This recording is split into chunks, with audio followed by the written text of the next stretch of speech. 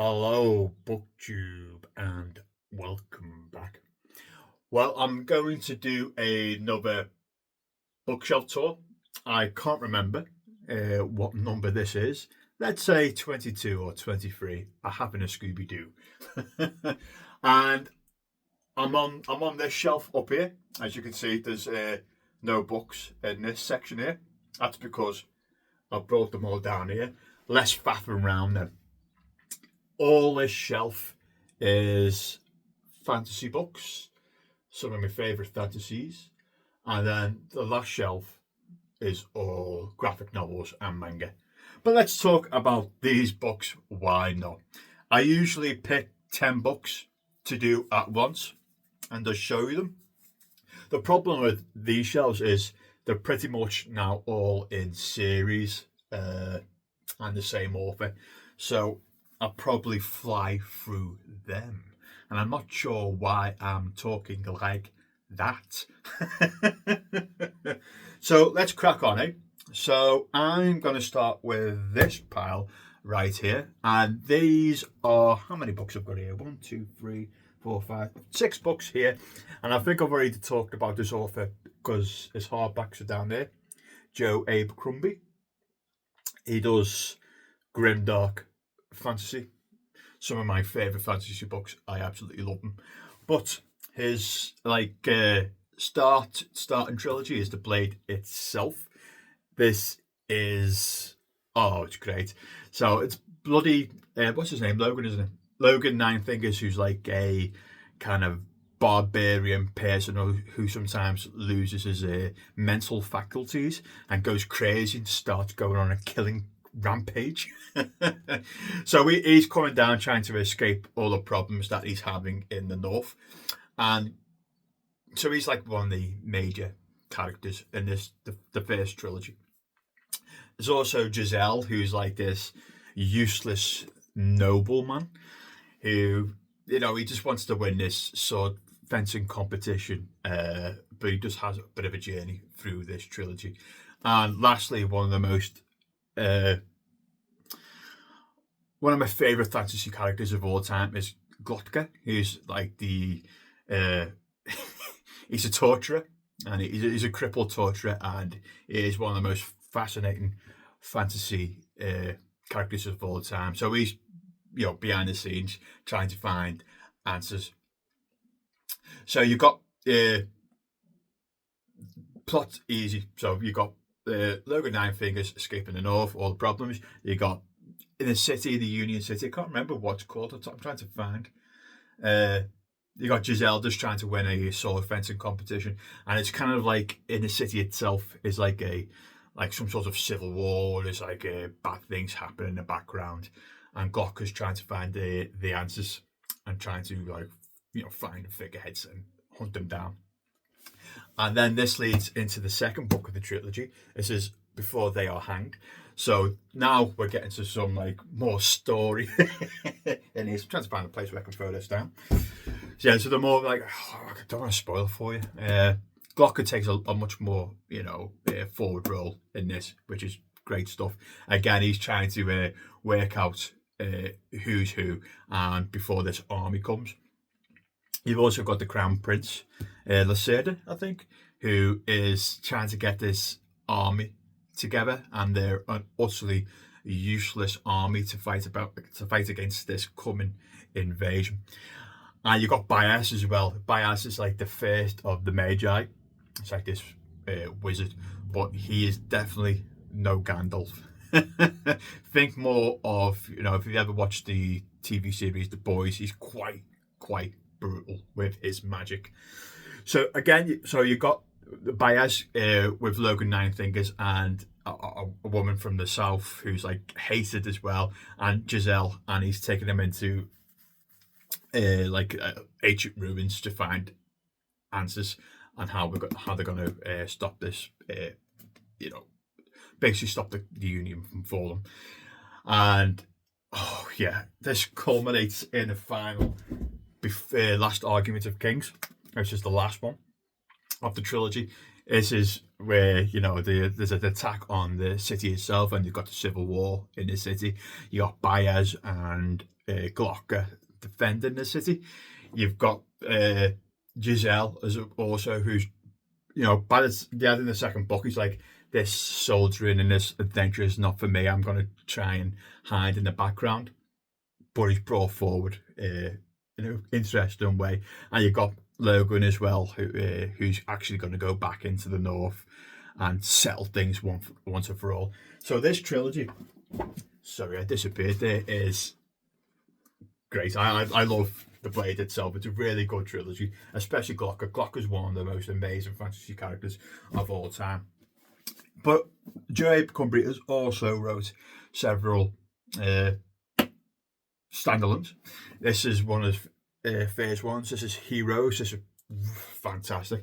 This, like, it's a 3-day battle, and this whole book is just the 3 days, and it switches perspectives, like people fighting on in a battleground, But the three main characters are there's an old barbarian, Craw, I think his name is, who just wants to settle things and retire and just just live a life in peace. And he's one of the main characters who's like tied into this battle now. What's happening in the north? You've got in the trilogy. You got Ghost. I think his name is Ghost.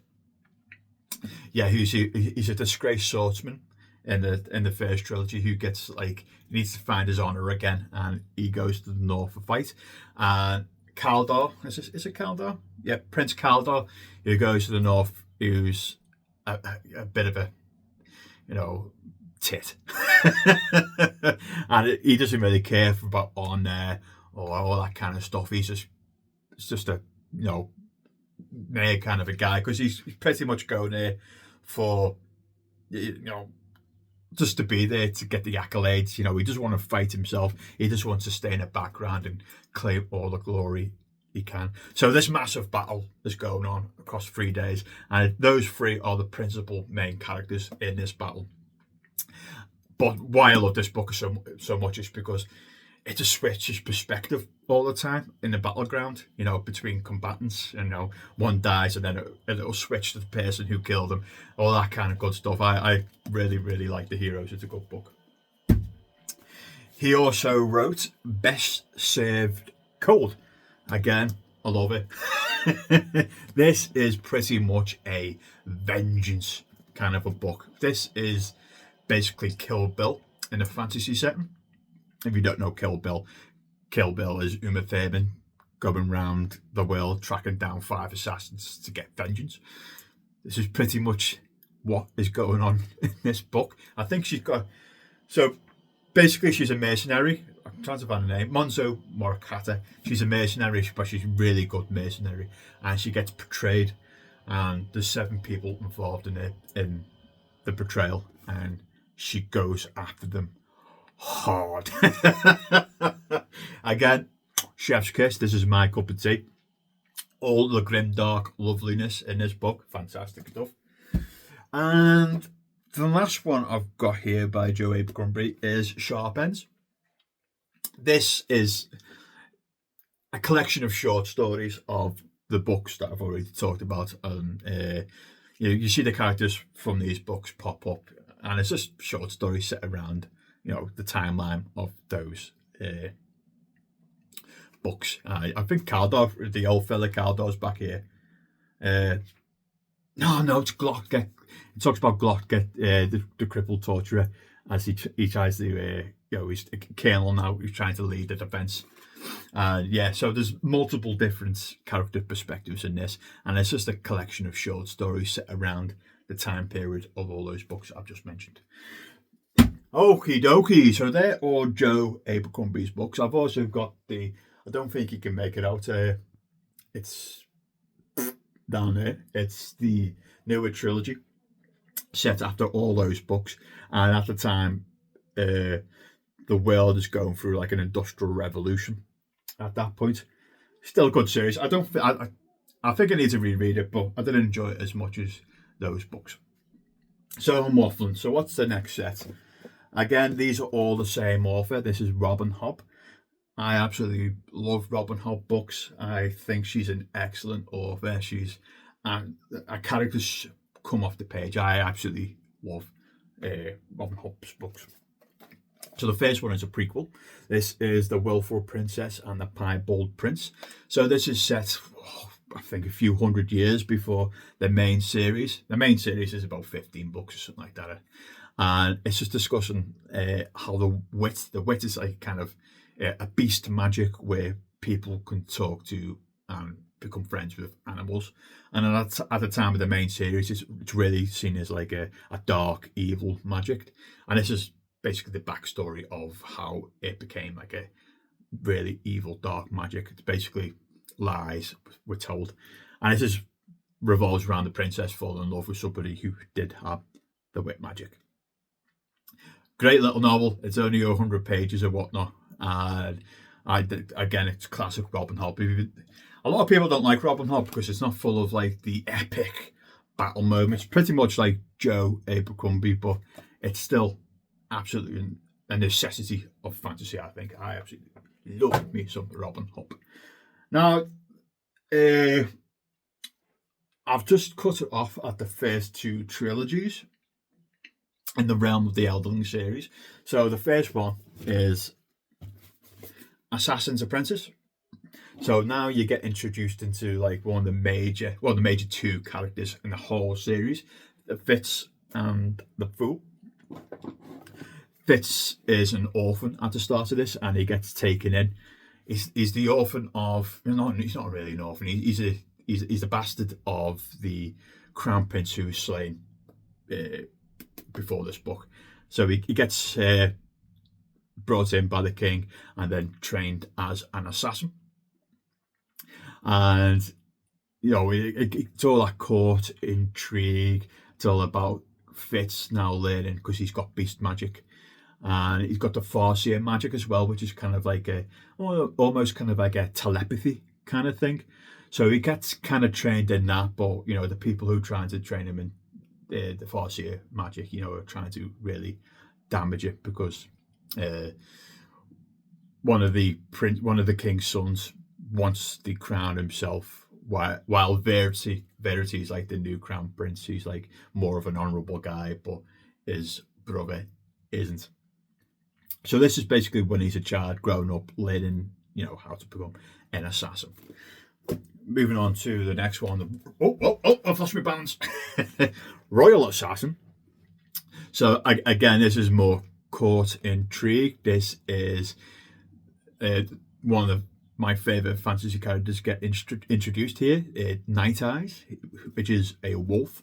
It's Fitz's beast partner. And the Fool as well. The Fool is the king, and at this point now the king's really starting to just cling on to life, and the Fool's like his jester. There's more of the Fool as the books go on. You learn a lot more about him, but at this point he's the king's jester, and he's trying to protect the king as best as he can because through this book, Verity needs to go away to save the Sixth Duchess because it's getting attacked by these outlanders who's go into all these villages and doing some sort of magic against them to make them turn into like beasts. So he's trying to go away to save the Sixth Duchess, and his brother is in a castle then, and he's he's trying to pull all the levers that he can.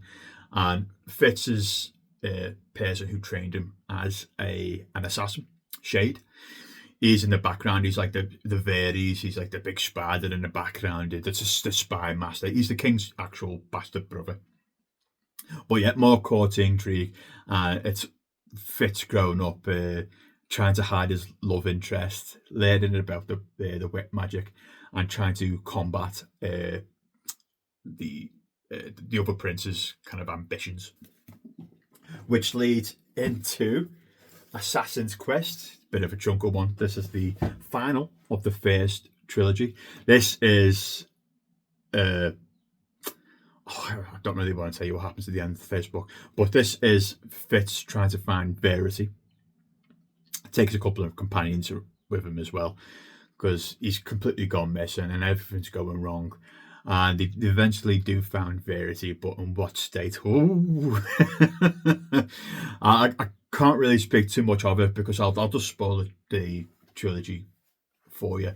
But I absolutely love uh, Robin Hobb's Farseer trilogy, the first one, and yeah, there's no like massive battles or anything like that. There's a bit of a fight towards the end of this, but not like army against army or anything like that. You know, there's maybe dragons, maybe dragons, but good stuff. And that's the first of the trilogies of 15 or 16 books, I think, in Robin Hobb's Realm of the Elderlings. Now, the second trilogy in the Realm of the Elderlings is the Live Ship Traders one. This is probably considered everyone's favourite trilogy. If I was getting tortured, I'd probably say it's my favourite. It is good. So, Ship of Magic is the first one. So now we leave the Far Seas and we're going down south to a town called Bingtown, which is really like a trader kind of a town, and they have these ships called live ships, which are pretty much living. They've got like what's those things at the front of ships, like people's faces and whatnot. The name for it's completely gone, but basically the ships from part whatever it's called. You know what I'm saying? Can talk and all that, and you know it has its own kind of consciousness. And this is basically learning about them, and it's Althea Vestrid, who's like one of the main characters in this. She gets kind of disowned because her father dies, and her brother-in-law, who she doesn't get along with, kind of inherits like the captaincy of her live ship, or what she thinks is her live ship. All kind of troubles happen after that. She kind of leaves, and it all falls out. And in the background as well, the Vestrid family, who Alfred is a part of, you know, they've got really monetary problems, and you know, you got Veronica, who's like the head of the family. Just received a text. Every time I receive a text, it's like the BBC thing, you know, going straight across BBC News. But anyway, so this is family drama, and the Vestrid family in Bingtown are pretty much skint and trying to save what they can. They've also got Captain Kenneth in this, who's like the pirate lord, who starts to attack slave ships, but he's still not a good guy. And you've also got a returning character here. I'm not going to tell you who it is, who appears in Bingtown.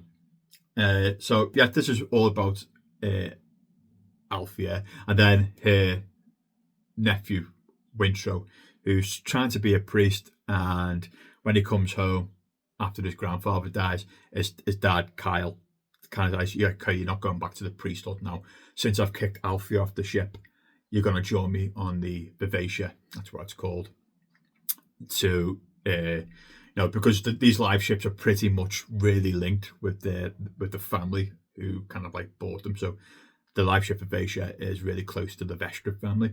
So it kind of needs someone from the Vestrid family on the decking, and that's why he takes Wintrow, who does not want to be on the ship at all. That's pretty much the first book. And then leads on to the Mad Ship. Again, I'll be spoiling what's happened. The Mad Ship, and eventually the Ship of Destiny, and that's the trilogy. Now, this is when everything starts to fall apart in both the Vivacia and in Bingtown, because they start to get in Bingtown. It starts to get attacked, and I'm trying to. I can't tell you that. But all this is all about family problems, and then trying to beat back on slavery, people growing up from being horrible people at the start of the trilogy. I mean, one of the characters in this trilogy, from the Ship of Magic, and then eventually the Ship of Destiny, her name is Malta. If you've read the book, you know. She, at the start of the trilogy, she's an absolute pain in the arse. But at the end of the trilogy, she really matures and grows up a little bit. I mean, that's the common theme that goes throughout this, how the characters develop all the way to the end. And it's all about them trying to reclaim the Vestra family, to reclaim their ship, because Kyle Haven loses it. But loses it to who? And why does he lose it? Because he starts dealing in slaves. So absolutely amazing trilogy. If you like your fantasy, if you've but the Realm of the Elderlings, you can pretty much read the trilogies as standalones. I mean, they do refer to things, what's gone on in the past and all that, but you don't really need any prior knowledge. And these 3 books, especially, we don't have to read any of the Fitz and the Fool ones. So yeah, they are the next 10 books, and I will probably do the next 10 in 2 weeks' time or whatever it is. Until then, bye, BookTube.